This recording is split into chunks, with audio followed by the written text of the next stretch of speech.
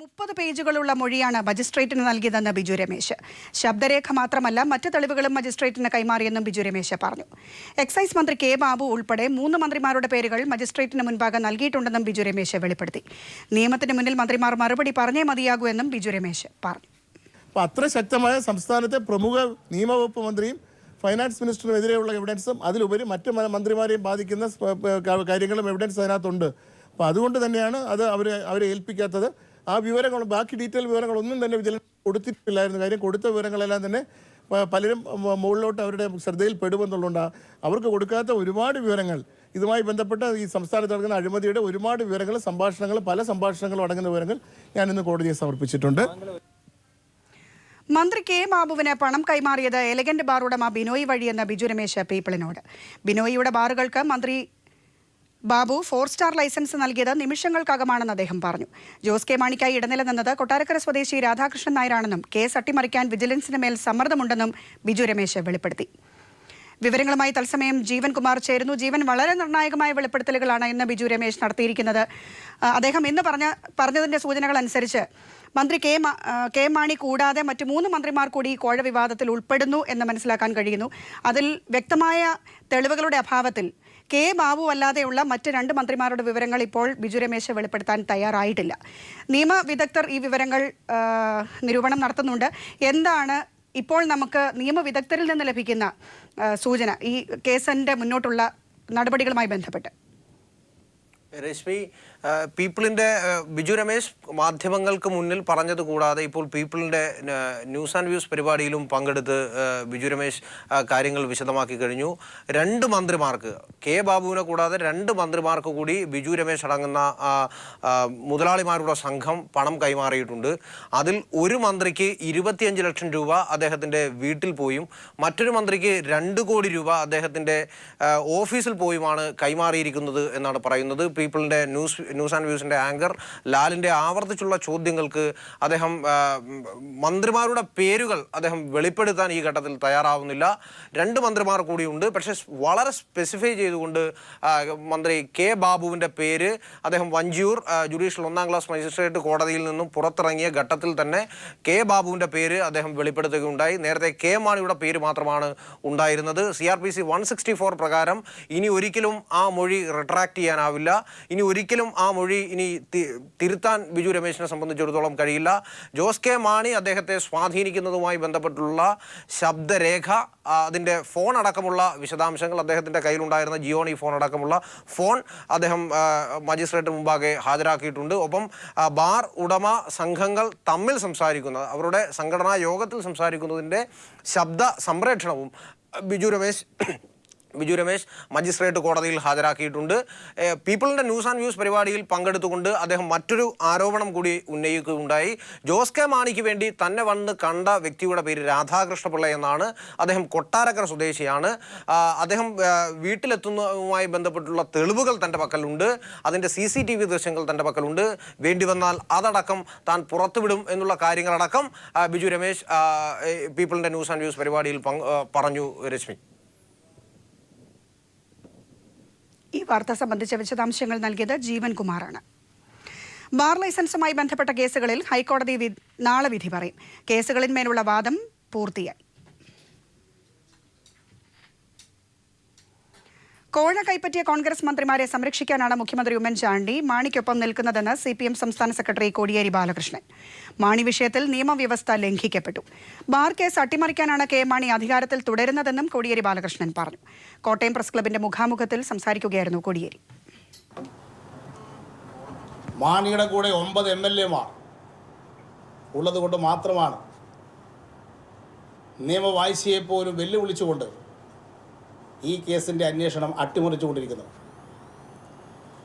കൈക്കൂലി കൊടുത്തു എന്ന് വ്യക്തമായി തെളിവ് കൊടുക്കാൻ തയ്യാറാണെന്ന് പറഞ്ഞ ആളുകളെ vigilance and anti corruption bureau വിളിച്ച് ചോദ്യം ചെയ്യുന്നില്ല. അത്തരം ബാറുടമസ്ഥന്മാരെ അവരെ ചോദ്യം ചെയ്യാൻ വിജിലൻസ് തയ്യാറാകാത്തത്, അവർ വിജിലൻസിൻ്റെ മുമ്പിൽ ഹാജരായാൽ കൈക്കൂലി കൊടുത്തതിൻ്റെ വ്യക്തമായ തെളിവുകൾ വിജിലൻസിൻ്റെ മുമ്പിൽ വന്നു ചേരുമെന്നതുകൊണ്ടാണ് അത്തരക്കാരെ ചോദ്യം ചെയ്യാൻ പോലും തയ്യാറാവാത്തത്. ഇങ്ങനെ കേസ് അട്ടിമറിക്കാനാണ് KM മാണി അധികാരത്തിൽ തുടരുന്നത്.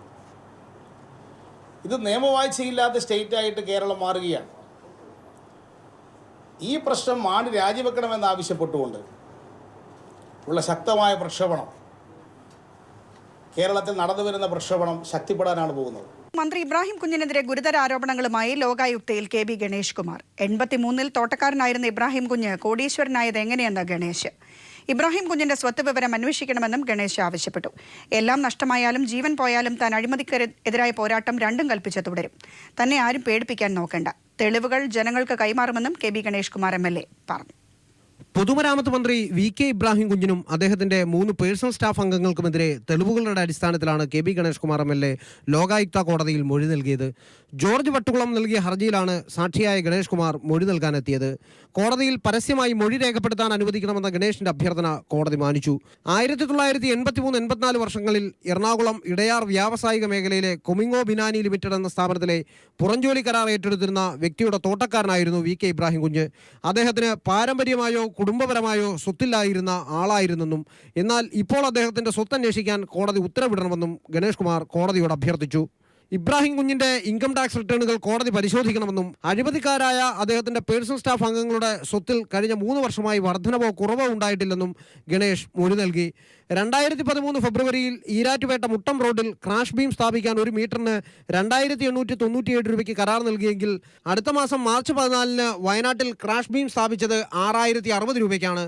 പൊതുമരാമത്ത് വകുപ്പിലെ ടെൻഡർ നടപടികളിലെ ക്രമക്കേടുണ്ടായതിന്റെ തെളിവാണിതെന്നും ഗണേഷ് കുമാർ പറഞ്ഞു. രേഖകളടങ്ങിയ ഫയലുമായി ചിത്രങ്ങൾ സഹിതമാണ് ഗണേഷ് കാര്യങ്ങൾ വിശദീകരിച്ചത്. 1.5 മണിക്കൂറിലേറെ ഗണേഷിന്റെ മൊഴി കോടതി രേഖപ്പെടുത്തി. ഏപ്രിൽ 16-ന് മുമ്പ് ഇക്കാര്യത്തിൽ സത്യവാങ്മൂലം സമർപ്പിക്കാൻ ലോകായുക്ത ഗണേഷിനോട് ആവശ്യപ്പെട്ടു.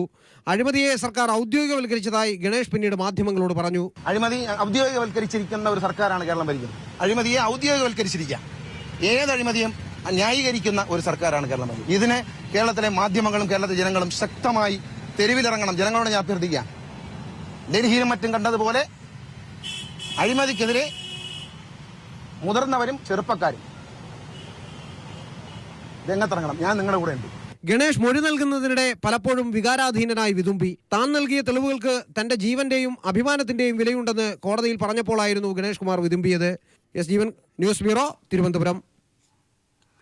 ഗണേഷിന്റേത് മന്ത്രിസ്ഥാനം കിട്ടാതെ പോയതിന്റെ മോഹഭംഗമെന്ന് മുസ്ലിം ലീഗ്. ഗണേഷിന്റേത് രാഷ്ട്രീയ നിരാശയെന്ന് Muslim League general secretary KPA Majeed പറഞ്ഞു.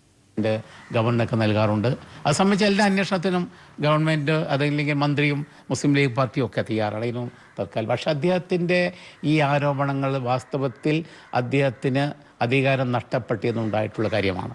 അദ്ദേഹം തിരിച്ചു വരാൻ വേണ്ടിയുള്ള പരിശ്രമത്തിന് ലീഗുമായി സഹായത്തിന് അദ്ദേഹം ആവശ്യപ്പെട്ടിരുന്നു. അതൊന്നും നടക്കാത്തതിൻ്റെ പേരിലാണ് ലീഗിൻ്റെ മന്ത്രിയെ തിരഞ്ഞുപിടിച്ചിട്ട് അദ്ദേഹം ഇങ്ങനൊരു ആരോപണം ഉന്നയിച്ചത് എന്നാണ് ഞാൻ മനസ്സിലാക്കുന്നത്. അദ്ദേഹം ഈ ലോകത്തിന് മുമ്പ് പോയി വളരെ വികാരവതനായി വിതുമ്പി കാര്യങ്ങൾ പറഞ്ഞു എന്നാണ്. അദ്ദേഹം നല്ലൊരു സിനിമക്കാരനാണ്. അദ്ദേഹത്തെ വിതുമ്പാനും ചിരിക്കാനും അഭിനയിക്കാൻ നല്ല സമർത്ഥനാണ്. അത് അദ്ദേഹം ഇതിനു മുമ്പ് തെളിയിക്കപ്പെട്ടിട്ടുണ്ട്. അദ്ദേഹത്തിൻ്റേതായിട്ടുള്ള ചില പ്രശ്നങ്ങൾ സമൂഹ മധ്യത്തിൽ വന്നപ്പോൾ അവിശ്വസനീയമായ രീതിയിലുള്ള അഭിനയം അദ്ദേഹം നടത്തിയിട്ടുണ്ട്. അതുകൊണ്ട് അദ്ദേഹം പറയുന്നത് ഇതിനൊന്നും മുകളിലേക്ക് ഞങ്ങൾ എടുക്കുന്നില്ല. ഈ ആരോപണം വളരെ അടിസ്ഥാനരഹിതമാണ്. ഇത് ഗവൺമെൻറ്റിനും ലീഗ് മന്ത്രിക്കുമെതിരെയുള്ള വ്യാജപ്രചാര വേല നടത്തിയ രാഷ്ട്രീയ ദുരുദ്ദേശത്തോടു കൂടി നടത്തുന്ന പ്രചരണത്തിൻ്റെ ഭാഗമായിട്ടാണ് ഇത് എന്നാണ് ഞങ്ങൾ പറയുന്നത്. ഏത് അന്വേഷണം നേരിടാൻ ലീഗ് മന്ത്രി തയ്യാറാണ്. പുറപ്പള്ളിക്കാവ് റെഗുലേറ്റർ കം ബ്രിഡ്ജിനായി മന്ത്രി ഇബ്രാഹിം കുഞ്ഞ് സർക്കാർ ഖജനാവിൽ നിന്ന് 64 കോടി രൂപ വകമാറ്റിയതായി ഗണേഷ് കുമാർ. അഴിമതി വ്യക്തമാക്കുന്ന രേഖകൾ ഗണേഷ് കുമാർ ലോകായുക്തയിൽ ഹാജരാക്കി. 4 കൺസൾട്ടൻസികൾക്കായി പൊതുമരാമത്ത് കോടികൾ ചെലവാക്കിയതുൾപ്പെടെയുള്ള രേഖകൾ പീപ്പിൾ TVക്ക് ലഭിച്ചിട്ടുണ്ട്.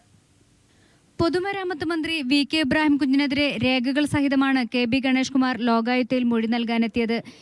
ഇബ്രാഹിം കുഞ്ഞിനെതിരെ ഗുരുതര അഴിമതി ആരോപണങ്ങൾ ഉന്നയിച്ച ഗണേഷ് കുമാർ ഇതിന് ആധാരമായ രേഖകളും ലോകായുക്തയിൽ ഹാജരാക്കി. പുറപ്പള്ളിക്കാവ് റെഗുലേറ്റർ കം ബ്രിഡ്ജിന്റെ നിർമ്മാണവുമായി ബന്ധപ്പെട്ട് 64 കോടി രൂപയുടെ അധിക ബാധ്യതയാണ് സർക്കാരിനുണ്ടാക്കിയിരിക്കുന്നത്. 68 കോടി രൂപ നബാർഡ് പദ്ധതിക്കായി അനുവദിച്ചു. എന്നാൽ മന്ത്രിയുടെ സ്ഥാപിത താൽപര്യങ്ങൾ സംരക്ഷിക്കുന്നതിനായി പദ്ധതിയുടെ ലൊക്കേഷൻ മാറ്റി. ഇതുമൂലം പാലത്തിന്റെ എസ്റ്റിമേറ്റ് ആദ്യം 108 കോടിയും പിന്നീട് 132 കോടിയുമായി.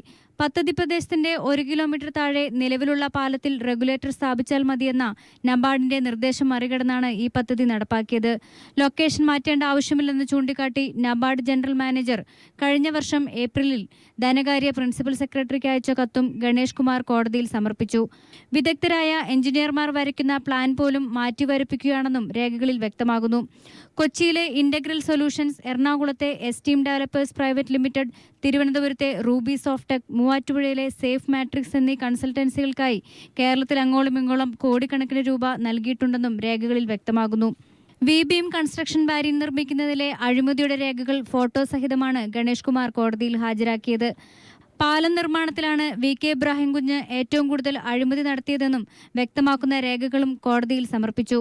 എറണാകുളത്ത് ഇബ്രാഹിം കുഞ്ഞിന്റെ മകന്റെ പേരിലുള്ള വജ്രാഭരണ കട, ഇടപ്പള്ളി ബൈപ്പാസ് റോഡിൽ പാടിവട്ടത്ത് മന്ത്രിയുടെ പേരിലുള്ള ബഹുനില ഷോപ്പിംഗ് കോംപ്ലക്സ്, കൊച്ചി അന്താരാഷ്ട്ര സ്റ്റേഡിയത്തിന് അടുത്ത് മന്ത്രിയുടെയും ഭാര്യയുടെയും പേരിലുള്ള ബഹുനില ഷോപ്പിംഗ് കോംപ്ലക്സ്, പനമ്പിള്ളി നഗറിൽ മന്ത്രിയുടെ മകന്റെ പേരിലുള്ള പെട്രോൾ പമ്പ്, ആലുവ ഇടയാറിലെ പെരിയാർ പോളിമേഴ്സ് എന്ന സ്ഥാപനങ്ങളുടെ ഫോട്ടോകളും രേഖകളും ഗണേഷ് കുമാർ കോടതിയിൽ സമർപ്പിച്ചു. മെറിൻ മേരി ചാക്കോ, തിരുവനന്തപുരം. SSLC മൂല്യനിർണ്ണയത്തിൽ അധ്യാപക സംഘടനകൾക്ക് ആശങ്ക. 10 ദിവസങ്ങൾ കൊണ്ട് മൂല്യനിർണ്ണയം പൂർത്തിയാക്കണമെന്നാണ് സർക്കാർ നിർദ്ദേശം. മൂല്യനിർണ്ണയ ക്യാമ്പുകളുടെ എണ്ണം കൂട്ടണമെന്ന അധ്യാപക സംഘടനകളുടെ നിർദ്ദേശം വിദ്യാഭ്യാസ വകുപ്പ് പരിഗണിച്ചിട്ടില്ല. മാർച്ച് 31 മുതലാണ് SSLC പരീക്ഷയുടെ മൂല്യനിർണ്ണയം ആരംഭിക്കുന്നത്. 10 ദിവസം കൊണ്ട് മൂല്യനിർണ്ണയം പൂർത്തിയാക്കണമെന്നാണ് വിദ്യാഭ്യാസ വകുപ്പിന്റെ നിർദ്ദേശം. ഏപ്രിൽ 10 മുൻപായി മൂല്യനിർണ്ണയം പൂർത്തിയാക്കി ടാബുലേഷൻ നടപടികൾ നടത്തി ഏപ്രിൽ 16 ഫലം പ്രഖ്യാപിക്കാനാണ് സർക്കാർ തീരുമാനം. എന്നാൽ ധൃതി പിടിച്ചുള്ള മൂല്യനിർണ്ണയത്തിൽ മിക്ക അധ്യാപക സംഘടനകൾക്കും ആശങ്കയുണ്ട്. മൂല്യനിർണ്ണയ ക്യാമ്പുകളുടെ എണ്ണം 54-ൽ നിന്നും 72 ആക്കണമെന്ന് ആവശ്യപ്പെട്ടിട്ടും സർക്കാർ കൂട്ടി നൽകിയിട്ടില്ല. പകരം 54 ക്യാമ്പുകളിൽ കൂടുതൽ മുറികൾ അനുവദിക്കുക മാത്രമാണ് ചെയ്തിട്ടുള്ളത്. ഇതിലൂടെ ഒരു അധ്യാപകന് ഒരു ദിവസം 80ഓളം പേപ്പറുകളാണ് പരിശോധിക്കേണ്ടി വരിക. 12,500 അധ്യാപകരെയാണ് മൂല്യനിർണ്ണയത്തിനായി നിയോഗിച്ചിട്ടുള്ളത്. സർക്കാരിന് റെക്കോർഡ് വേഗതയിൽ മൂല്യനിർണ്ണയം പൂർത്തിയാക്കി ഫലം പ്രഖ്യാപിക്കണം എന്നത് മാത്രമാണ് ലക്ഷ്യമെന്ന് അധ്യാപക സംഘടനകൾ കുറ്റപ്പെടുത്തി. ഇത്തരത്തിൽ റെക്കോർഡ് വേഗതയിൽ ഫലം പ്രഖ്യാപിച്ചാലും +2 അഡ്മിഷനുകൾ നേരത്തെ നടക്കുന്നില്ല. പിന്നെ എന്തിനാണ് ഈ പ്രഹസനമെന്നാണ് അധ്യാപക സംഘടനകൾ ചോദിക്കുന്നത്. KSTA ജനറൽ സെക്രട്ടറി ഹരികൃഷ്ണൻ: ഇങ്ങനെ ഒരു മൂല്യനിർണ്ണയം നടത്തിയതുകൊണ്ട് വിദ്യാർത്ഥികൾക്കും പൊതുസമൂഹത്തിനും ഒരു പ്രയോജനവുമില്ല. ഇപ്പോ ഈ ക്യാമ്പുകളുടെ എണ്ണം വർദ്ധിപ്പിക്കാതെ അധ്യാപകരുടെ എണ്ണം കൂട്ടിക്കൊണ്ട് അധ്യാപകർ ആകെ ദ്രോഹിക്കുന്ന ഒരു നിലപാടാണ് ഇതിന്റെ ഭാഗമായിട്ടുണ്ടായിട്ടുള്ളത്. വലിയ ആശങ്കയാണ് അധ്യാപക സംഘടന എന്ന രീതിയിൽ ഈ മൂല്യനിർണ്ണയവുമായി ബന്ധപ്പെട്ട് നമുക്ക് ഉന്നയിക്കാനുള്ളത്. മൂല്യനിർണ്ണയത്തിനായി ചുവന്ന പേനയ്ക്ക് പകരം പെൻസിൽ ഉപയോഗിക്കണമെന്ന നിർദ്ദേശവും വിവാദത്തിനിടയാക്കിയിട്ടുണ്ട്. News bureau, Thiruvananthapuram. ആലപ്പുഴ മാരാരിക്കുളത്ത് ഉഗ്രശേഷിയുള്ള സ്ഫോടക ശേഖരം പിടികൂടി. അനധികൃതമായി വീട്ടിൽ സൂക്ഷിച്ച 3000 കിലോ സ്ഫോടക ശേഖരമാണ് പോലീസ് റെയ്ഡ് നടത്തി കണ്ടെടുത്തത്. പോലീസ് സ്റ്റേഷനിൽ സൂക്ഷിച്ചിരിക്കുന്ന സ്ഫോടക ശേഖരം വൻ ഭീഷണി ഉയർത്തുകയാണ്. വിഷുവിന്റെ ആവശ്യത്തിന് മാരാരിക്കുളത്തെ ഒരു വീട്ടിൽ അനധികൃതമായി സൂക്ഷിച്ചിരുന്ന 3000 കിലോ സ്ഫോടക വസ്തുക്കളാണ് മാരാരിക്കുളം CI അനീഷിന്റെ നേതൃത്വത്തിലുള്ള സംഘം പിടികൂടിയത്. പ്രതിയെ അറസ്റ്റ് ചെയ്യുകയും സ്ഫോടക വസ്തുക്കൾ സ്റ്റേഷനിലെത്തിക്കുകയും ചെയ്തു. ഉഗ്ര സ്ഫോടകശേഷിയുള്ള വസ്തുക്കളാണിതെന്ന് CI പറയുന്നു. ഡൈനാമിറ്റ് ഉൾപ്പെടെയുള്ള വലിയ മാരകമായ സ്ഫോടകശേഷിയുള്ള വസ്തുക്കൾ സൂക്ഷിച്ചിട്ടുണ്ട്. അത് ഏകദേശം 3 ടണ്ണിന് മുകളിൽ വരും. ഏകദേശം അത് സൂക്ഷിച്ചിരിക്കുന്ന ഈ ലൈസൻസ്ഡ് ബിൽഡിങ്ങിൽ മാത്രമല്ല, അദ്ദേഹത്തിൻ്റെ വീടിനുള്ളിലും ഈവൻ ബാത്റൂമിലും അതുപോലെ കിടക്കുന്ന കട്ടിലിനടിയിൽ വരെ ഈ സ്ഫോടക വസ്തുക്കൾ സൂക്ഷിച്ചിരിക്കണം. ആ വീട് നിറച്ച് ഇതുപോലുള്ള സാമഗ്രികളായിരുന്നു. അപ്പോൾ അത് ഞങ്ങളിപ്പോൾ ഇന്ന് സീസ് ചെയ്തിട്ടുണ്ട്. കഴിഞ്ഞ 6 മാസത്തിനിടയിൽ ചേർത്തല താലൂക്കിൽ ഇത്തരത്തിലുണ്ടായ അപകടത്തിൽ 3 പേർ മരിക്കുകയും നിരവധി പേർക്ക് പരിക്കേൽക്കുകയും ചെയ്തിരുന്നു. പോലീസ് റെയ്ഡിലൂടെ സ്ഫോടക വസ്തുക്കൾ പിടികൂടിയത് മൂലം വൻ ദുരന്തം ഒഴിവാക്കാൻ കഴിഞ്ഞുവെങ്കിലും മാരാരിക്കുളം ജംഗ്ഷന് സമീപം ദേശീയപാതയോരത്ത് സ്ഥിതി ചെയ്യുന്ന ഈ പോലീസ് സ്റ്റേഷൻ പരിസരത്ത് 3000 കിലോ സ്ഫോടക വസ്തുക്കൾ സൂക്ഷിക്കാനും മാത്രം എന്ത് സുരക്ഷിതത്വമാണുള്ളതെന്നാണ് ഉദ്യോഗസ്ഥരുടെ ചോദ്യം. Shajahan, news bureau, Alappuzha. സ്വർണ്ണാഭരണങ്ങളുടെ വിപുലമായ ശേഖരവുമായി Pavan gold and diamond showroom Malappuram Tirur താഴെപ്പാലത്ത് തുടക്കമായി. ഷോറൂമിന്റെ ഉദ്ഘാടനം പാണക്കാട് സയ്യിദ് ഹൈദരലി ശിഹാബ് തങ്ങളും ആദ്യ വിൽപ്പന ET മുഹമ്മദ് ബഷീർ MPയും നിർവഹിച്ചു. മിത്ര ഡയമണ്ട് സെക്ഷന്റെ ഉദ്ഘാടനം ചലച്ചിത്ര താരം ദിലീപ് നിർവഹിച്ചു. ഉദ്ഘാടനത്തോടനുബന്ധിച്ച് ആകർഷകമായ സമ്മാനങ്ങളും വിലക്കിഴിവും നൽകുന്നുണ്ട്. അക്ഷയ തൃതീയ ബുക്കിംഗ് ആരംഭിച്ചതായും ഉടമസ്ഥർ അറിയിച്ചു. ഉദ്ഘാടന ചടങ്ങിൽ ഡയറക്ടർമാരായ മെഷർ അലി, ഷംസക്കുട്ടി, നൌഷാദ് അലി, റുമാസ് ബാബു തുടങ്ങിയവർ പങ്കെടുത്തു. Hello YouTube, my name is Lakshmi Menon. Welcome to my channel. So FBയിൽ മാത്രം അല്ലെങ്കിൽ ഫേസ്ബുക്കിൽ മാത്രം കണ്ടുവരുന്ന ചില പ്രതിഭാസങ്ങളെയാണ് നമ്മൾ ഇന്ന് ചർച്ച ചെയ്യാൻ പോകുന്നത്. So let's begin the tone. സമഗ്ര സംഭാവന award 2014 and the winner is Ahmed Siddiqui for various films. കൈവച്ച എല്ലാ മേഖലകളിലും തന്റെ വ്യക്തിപ്രഭാവം കൊണ്ട് വളരെ മോശമാക്കിയ ഒരാളാണ് കഴിഞ്ഞ വർഷം അഹമ്മദ് സിദ്ദിഖി അഥവാ ഗോഡ് സ്പീഡ്.